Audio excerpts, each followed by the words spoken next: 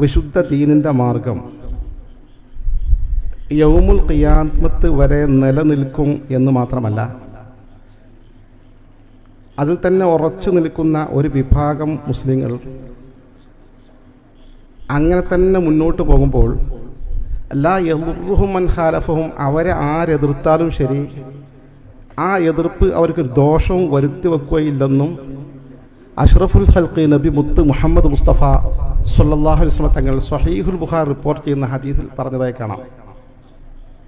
ആ ഒരു വിഭാഗമാണ് സമസ്ത കേരള ജംഇയ്യത്തുൽ ഉലമയോടൊപ്പം നിൽക്കുന്ന അഹ്ലു സുന്നത്തി വൽ ജമാഅത്തിൻ്റെ വിനീതരായ പ്രവർത്തകന്മാർ.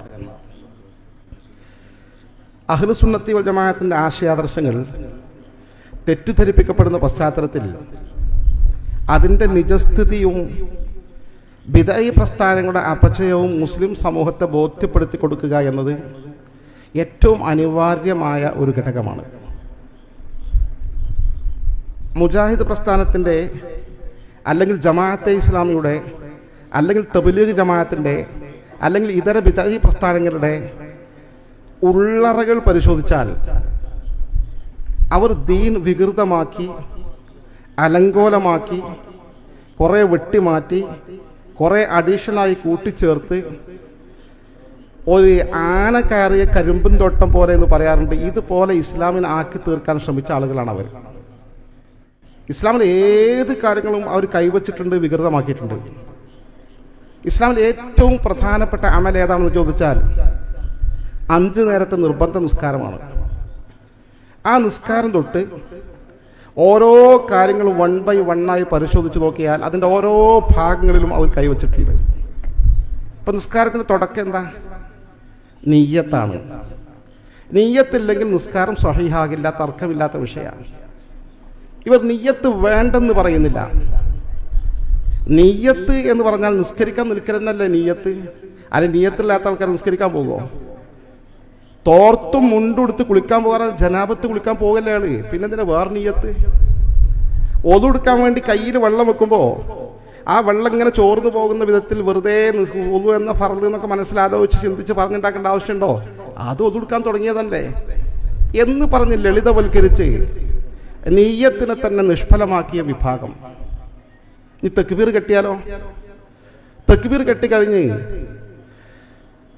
നിസ്കാരം മുന്നോട്ട് പോയാൽ ഫാത്തിഹയും സൂറത്തും ഓതിക്കഴിഞ്ഞ്, ഞാൻ ചില്ലറ കാര്യങ്ങൾ മാത്രമാണ് പറയുന്നത്, ഒരുപാട് കാര്യങ്ങൾ നിസ്കാരത്തിൽ തന്നെ. റുകൂഇലേക്ക് പോയാൽ സുബ്ഹാന റബ്ബിയൽ അളീം വബിഹംദിഹി, മുസ്ലിം ലോകം മൊത്തം 3 തവണയെങ്കിലും മിനിമം ചൊല്ലുന്നു. അല്ലാഹുവേ നീ എത്ര വിശുദ്ധൻ, വബിഹംദിഹി നിന്നെ ഞങ്ങൾ സ്തുതിക്കുന്നു. മുജാഹിദ് പ്രസ്ഥാനം അഭിമാനപൂർവ്വം എഴുതി പ്രചരിപ്പിക്കുന്നു, വബിഹംദിഹി എന്ന് റുകൂഇലെ ദിക്റിൽ നിന്ന് വെട്ടിമാറ്റിയ ആളുകളാണ് ഞങ്ങൾ. പ്രബലമായ തെളിവില്ല. അത് കഴിഞ്ഞ് വീണ്ടും മുന്നോട്ട് പോയാലോ, സുജൂദിലെത്തിയാൽ സുബ്ഹാന റബ്ബിയൽ അഅ്ലാ വബിഹംദിഹി 3 തവണയെങ്കിലും മുസ്ലിം സമൂഹം ചൊല്ലിക്കൊണ്ടിരിക്കുന്ന ഈ ദിക്റിൽ നിന്ന് വബിഹംദിഹി എന്ന ഭാഗം, അല്ലാഹുവിനെ നിന്നെ സ്തുതിക്കുന്നു എന്ന ദിക്റിൽ നിന്ന് വെട്ടിമാറ്റിയ ആളുകളാണ് ഞങ്ങൾ. പ്രബലമായ തെളിവില്ലാത്ത ഞങ്ങൾക്ക് സ്വീകാര്യമല്ല. KNMന്റെ പുസ്തകത്തിൽ എഴുതി വച്ചതാണ്, അവരിതാ പഠിപ്പിച്ചുകൊണ്ടിരിക്കുന്നത്. ഇനി നിസ്കാരം കഴിഞ്ഞു, സലാം വീട്ടിൽ വിചാരിക്കുക. യാത്ര ചെയ്യുന്ന ആളുകളാണെങ്കിൽ നിസ്കാരത്തിൻ്റെ അളവുകളുണ്ട്. 2 മർഹല ദൂരമുള്ള നിസ്കാരത്തിൽ 4 റക്അത്തുള്ള നിസ്കാരം 2 വെട്ടിച്ചുരുക്കാം. 2 നിസ്കാരങ്ങൾ ഒരുമിച്ചും നിസ്കരിക്കാം. 4 മദ്ഹബുകളും ഇത് അംഗീകരിക്കുന്ന 4 മദ്ഹബുകൾ ഇസ്ലാമിക ലോകത്തിൻ്റെ ഏകാഭിപ്രായം എന്നതിൻ്റെ അർത്ഥം. എന്നാൽ ഈ വിഭാഗങ്ങൾ പഠിപ്പിക്കുന്നത് മദ്രസയിലെ പാഠപുസ്തകത്തിൽ പോലും പഠിപ്പിക്കുന്നത് അങ്ങനെ 2 മർഹലയും 132 കിലോമീറ്ററിനൊന്നും ആവശ്യമില്ല. 5 കിലോമീറ്റർ പോയി യാത്ര ചെയ്തു വന്നാലും 4 റക്അത്തുള്ള നിസ്കാരം 2 വെട്ടിച്ചുരുക്കാം. ളുഹറും അസറും ഒരുമിച്ച് നിസ്കരിക്കാം, ഒരു പ്രശ്നമല്ല. അതൊക്കെ സുന്നികൾ വെറുതെ പറഞ്ഞുണ്ടാക്കിയത് ഖുറാഫത്ത്, അതൊന്നും നമുക്ക് സ്വീകരിക്കേണ്ട ആവശ്യമില്ല എന്ന് പറയുന്നു.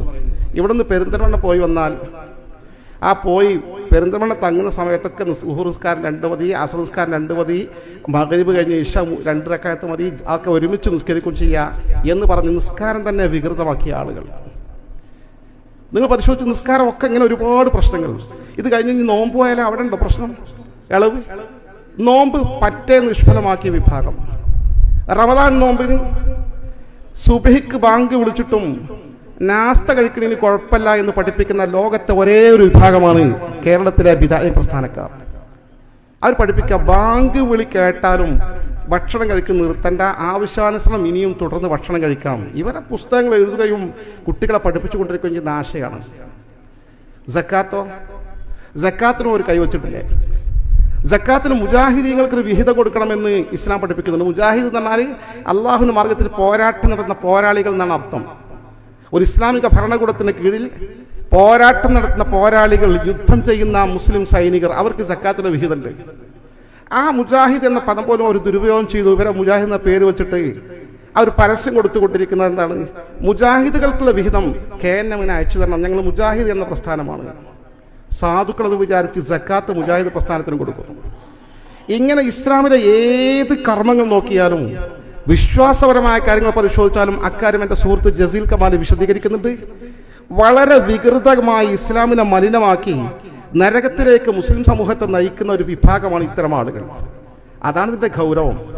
അല്ല, നമുക്ക് മുജാഹിദിനോട് എന്താ വെറുപ്പ്, ജമാഅത്തിനോട് എന്താ വെറുപ്പ്, തബ്ലീഗിനോട് എന്താ വെറുപ്പ്? അവരൊക്കെ നല്ല മനുഷ്യന്മാരല്ലേ. മനുഷ്യത്വം എന്ന വിഷയത്തിൽ അവർക്ക് കുഴപ്പമില്ല. പക്ഷെ ആദർശം, ഈ ജീവിതം കുറച്ചേ ഉള്ളൂ. ഒരു 10, 50, 60, 70 വയസ്സായ മരിച്ചു പോകും. പിന്നെ നരകത്തിൽ പോകാൻ പാടില്ല. അള്ളാഹുവിൻ്റെ പരിശുദ്ധമായ ദീൻ യഥാവിധി നിലനിർത്തുന്ന ഒരു വിഭാഗം അന്ത്യദിനം വരെ നിലനിൽക്കുമെന്ന് ഹബീബായ റസൂലുള്ളാഹി സ്വല്ലല്ലാഹു അലൈഹി വസല്ലം പഠിപ്പിച്ച ആ ഒരു വിഭാഗത്തിൽ നമുക്ക് ഉൾപ്പെടണം. തുടർന്ന് മുന്നോട്ട് പോകണം. ഈ പോരാട്ടം തുടരണം.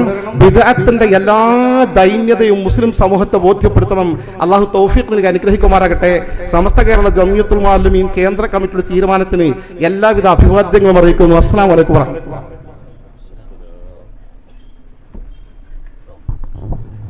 SKSSF-ന്റെ ആദർശ വിഭാഗമായ ഇസ്തിഖാമയുടെ സംസ്ഥാന വൈസ് ചെയർമാനും ഉജ്ജ്വലവാഗ്മിയുമായ പ്രിയപ്പെട്ട ജസീൽ കമാലി നമ്മോട് സംസാരിക്കുന്നു. അദ്ദേഹത്തെ അധ്യക്ഷന് വേണ്ടി ആദരപൂർവ്വം ക്ഷണിക്കുന്നു.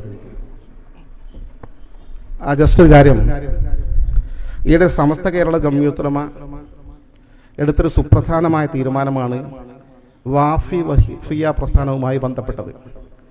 ആ വിഷയത്തിൻ്റെ കൃത്യമായ വിശദീകരണം നൽകുന്ന വഞ്ചനയുടെ വൃത്താന്തം എന്നൊരു പുസ്തകം പ്രസിദ്ധീകരിക്കപ്പെട്ടിട്ടുണ്ട്. കനപ്പെട്ട വസ്തുതാപരമായ കൃതിയാണ്. സമസ്തയുടെ എല്ലാ തീരുമാനങ്ങളും ഡേറ്റ് സഹിതം ഇവിടെ ബുക്ക് സ്റ്റാളിൽ ലഭ്യമാണ്. 100 രൂപയാണ് പുസ്തകം. ആവശ്യക്കാർക്ക് വാങ്ങാവുന്നതാണ്. അസ്സലാമു അലൈക്കും.